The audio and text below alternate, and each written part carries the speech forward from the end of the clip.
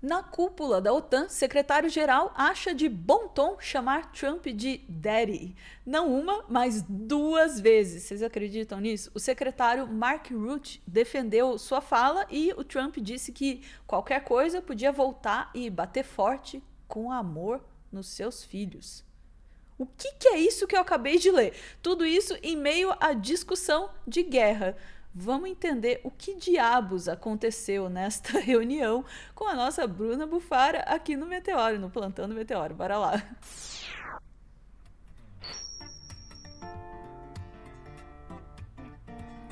Bruna, eu só tenho uma coisa para falar sobre essa cabeça aqui. O quê? Pois é, assim que todo mundo se sentiu, eu acho, tá? Fetichistas de plantão, cuidado.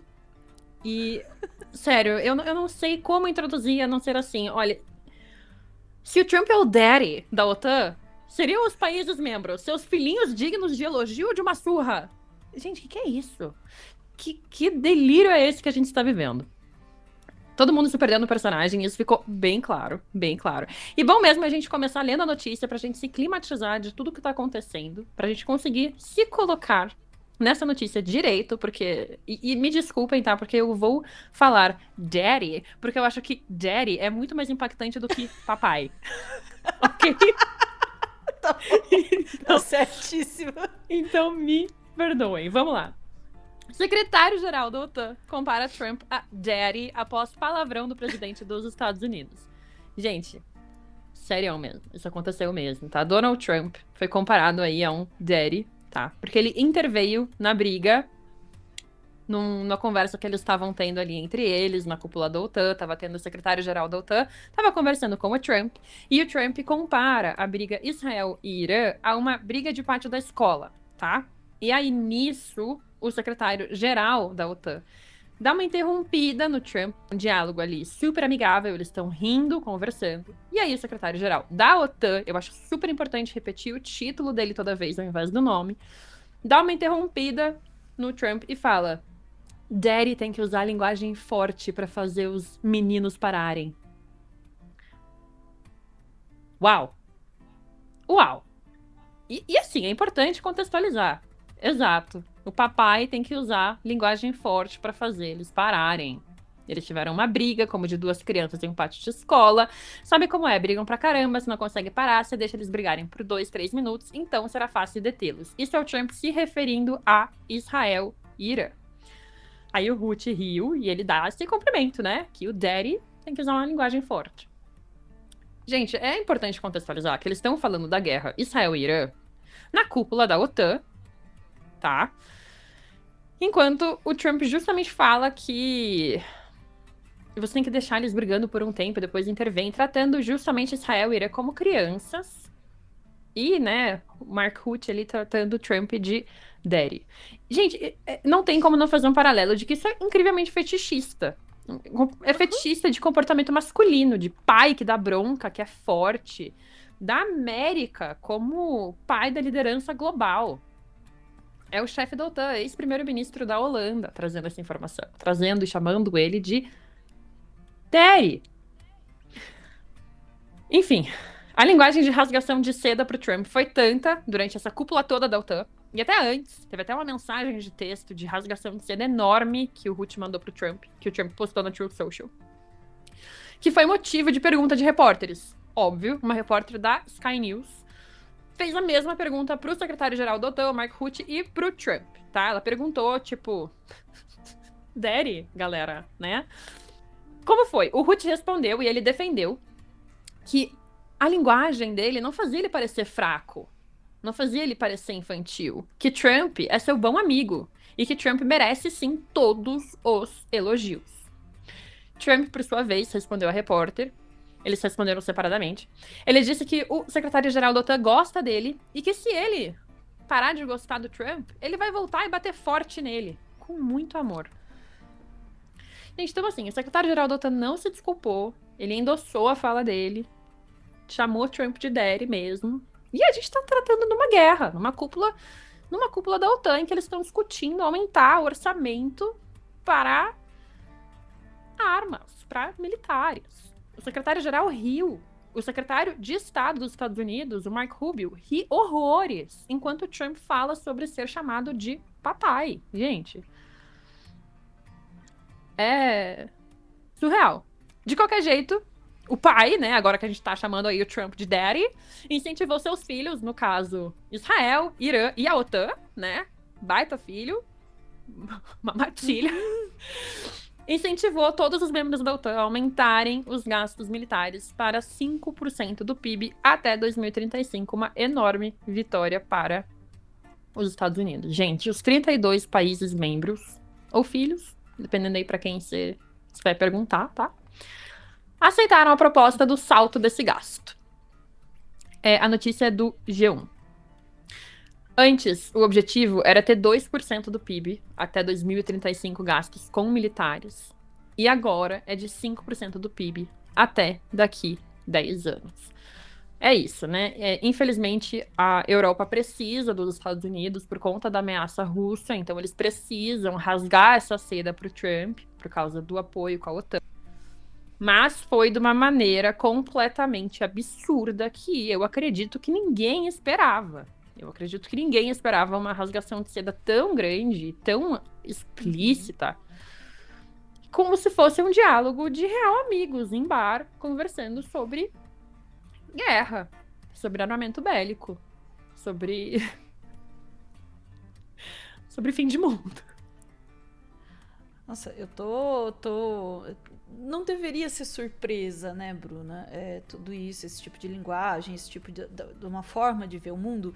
Mas, ao mesmo tempo, é impossível não se sentir assustado e enojado ao mesmo tempo que assuntos tão importantes e tão relevantes e tão perigosos estejam sendo tratados por pessoas que se comportam dessa forma e que veem o seu ser no mundo, vê o seu papel no mundo dessa forma. É claro, a gente já fica assustado cotidianamente com a forma do Trump se colocar diante do mundo, né?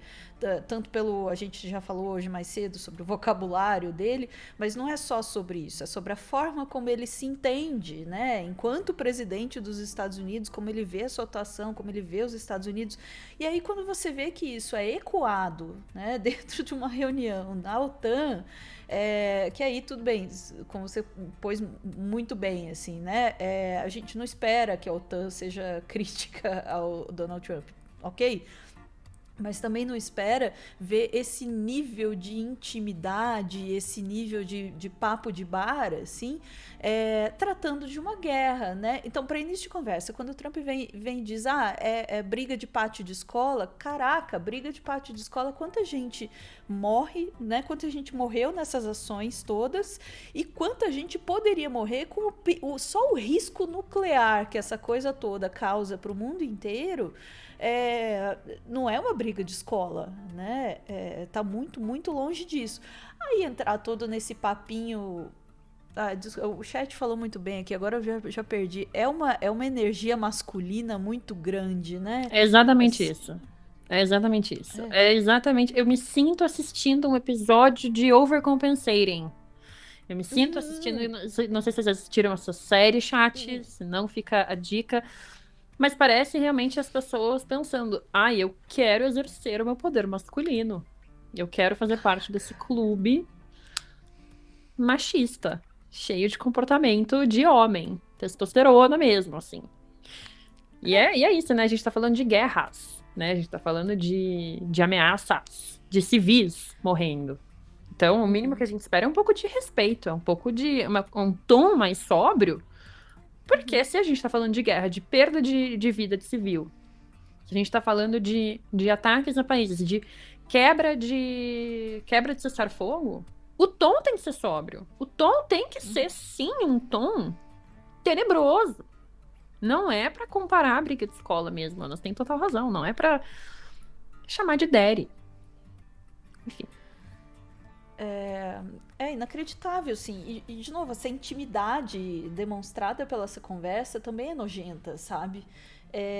Porque aí a gente percebe, claro, uma coisa que a gente sabe disso racionalmente, mas é outra coisa você ver isso na sua cara né? A broderagem, eu vou usar o termo do chat, É bem isso, é broderagem.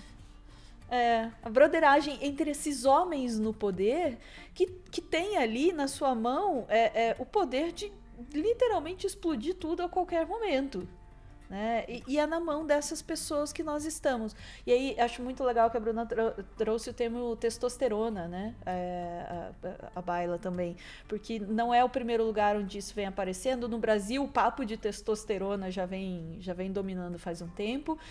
Recentemente, a gente viu gente como o Mark Zuckerberg falar que precisa de mais testosterona no mundo dos negócios e tal. E é mesmo assim uma perspectiva super distorcida também, né, do que é ser um homem, né, e essa percepção, né, de uma relação com o mundo a partir dessas chaves, assim, né, de uma chave sexual, né, de dominação, e sinceramente nojento, eu não consigo passar desse É nojento, porque justamente a comparação é fetichista, né? A comparação é uma comparação sexual, não tem como escapar. Exatamente. Você não chama alguém de daddy sem isso ter uma conotação peculiar, sabe? Exatamente. E por isso que eu fiz questão de repetir daddy várias vezes, porque é o reforço do comportamento masculino. É surreal. Exatamente. Isso é bem importante também, porque eles podem querer se defender em algum momento dizendo não, era só porque era a questão das crianças na escola, que já era errado, tá? Já era errada a comparação com briga de criança na escola. Mas para além disso, o daddy de fato tem uma conotação sexual, não dá para negar isso daí não, tá? Agora, a Denise matou a pau aqui no chat. Daqui a pouco alguém puxa o couro de imbrochável numa reunião da OTAN. Isso é para quem acha, isso é para quem acha que o Brasil tava longe de ficar pior. Não, o Brasil tava para frente, porque é a mesma coisa. O que me lembra uma outra coisa. Eu tava comentando mais cedo, Bruna. Eu continuo não lembrando o nome do autor. Que fala dos 10 pilares do fascismo. E eu tinha mencionado do processo de desrealização, assim, de desmanchar a percepção da realidade. Um dos outros pilares do fascismo que ele cita é a tensão sexual. Por que será, né? E os republicanos vendem cartazes do Trump escrito daddy, né? Então... Eu não precisava dessa imagem. Com esta percepção, ficamos por aqui, Bruno? Ficamos por aqui.